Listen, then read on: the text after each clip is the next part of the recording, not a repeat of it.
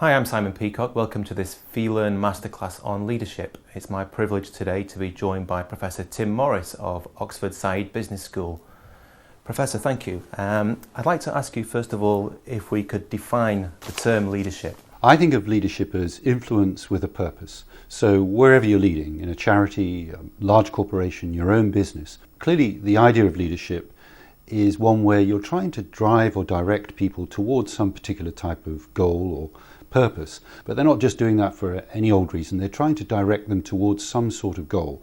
Some of it may be much more directive, but generally influence covers the idea that they're trying to push people in a particular direction. I'd just like to, if I may, touch upon the public perception of leadership at the moment. It seems we have crisis and scandals breaking almost on a weekly basis, many of which are thought to be as a result of a failure in leadership.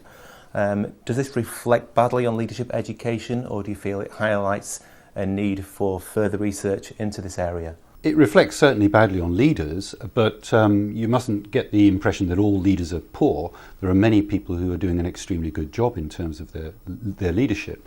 But I mean, we know a lot about why leaders have contributed to failure. I mean, in terms of banking, this is obviously around poor incentives or incentives which created massive risks.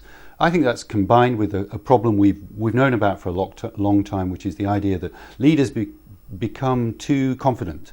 They begin to believe in their own PR, and the consequence is that they neglect to think about the possible risks of failure. A third thing, I think, funnily enough, around what we've seen recently is the idea that actually we put too much faith in leaders to be able to solve all of our problems. Ironically, we expect too much of leaders. So, for example, I think what we've got to understand around some of these failures is that there are limits to what leaders can do. They're only human, and sometimes we ask them to do jobs which are frankly just beyond any one person.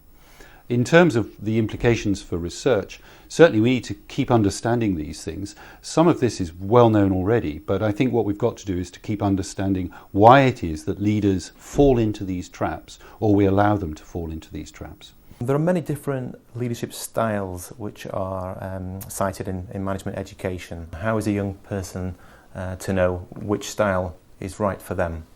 Sure, leadership style is something which we've known about for a long time, and it's been a major area of research. I think the thing here is to understand that for any individual, you've got to focus on what your own particular style, what feels natural to you, what you feel comfortable with, but recognize there's room for change and room for adaptation. And so the key to developing your own leadership style is to work with the grain rather than against it, but be aware of the idea that you should be able to develop and broaden. And you can do that simply by experimenting. And the other part of this is to be able to reflect on what you're doing, what works well, but what doesn't work so well. What is your opinion on the distinction between leadership and management, and how do these two labels become misconstrued? They do get misconstrued, and there's a lot of misunderstanding about what they're about. But I tend to think about it like this. First of all, we tend to think of leadership as being a lot more these days about change, inspiration, and also to do with the idea that we're trying to influence people partly by getting to their emotions, getting people to commit to each other, whereas management seems much more like a sort of managing the system and keeping the system going as it is. And it tends not to focus so much on the emotional aspects of relationships between people, so it's about an interaction which is much more on a rational level. But the other thing I'd say about this is there's clearly overlaps. So managers have to lead. So management involves leading involves some form of management as well. You can't expect leaders to do nothing but, as it were, lead without making decisions which fall into the management area. So there's clearly overlap, but I think they touch on those two different things. First of all, leadership is about change, and it's much more about emotion. Management is much more about maintaining the system and operates more on a sort of rational basis. If I could just ask you about leadership culture, if I can paint a hypothetical scenario where a graduate returns from a course back to his or her organisation and realises that there's an outdated command and control culture in place, where do they start in trying to bring about change? Well, the first thing I'd say is don't rush into it, because classically you come back for a course, a program, a leadership program, and you're full of good ideas, and you've got to recognize the rest of the organization hasn't been with you, so they may well look at you with some suspicion. Take your time.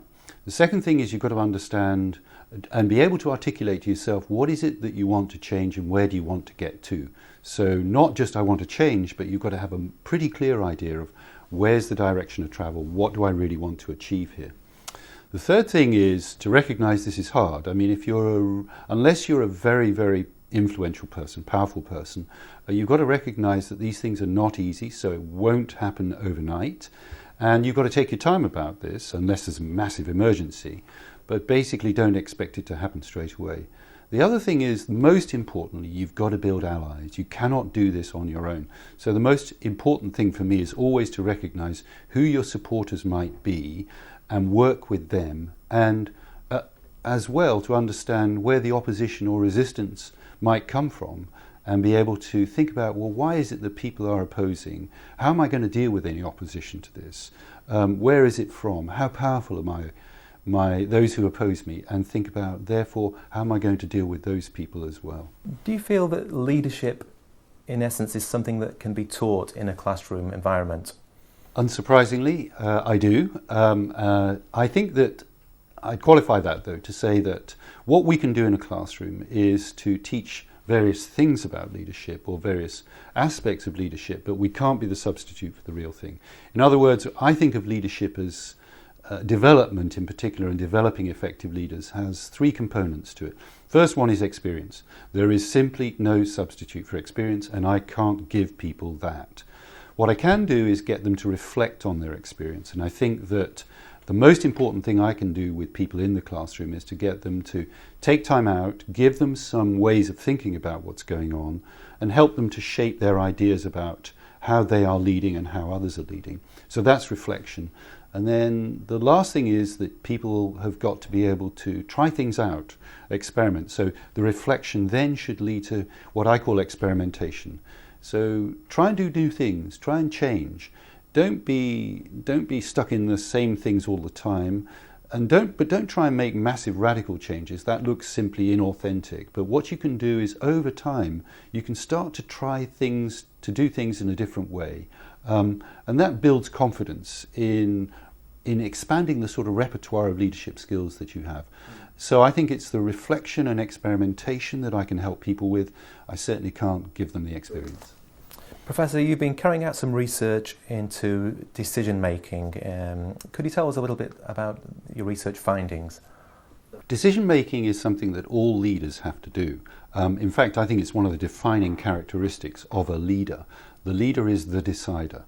And that's why I got interested in thinking about how leaders themselves make decisions. So we know quite a lot about decision making. We know quite a lot about what leaders do. Funnily enough, we don't know much about how leaders themselves think about the decisions they make. So I and a number of colleagues spent some time looking at this, and we found some surprising results, which I think have got interesting practical application as well.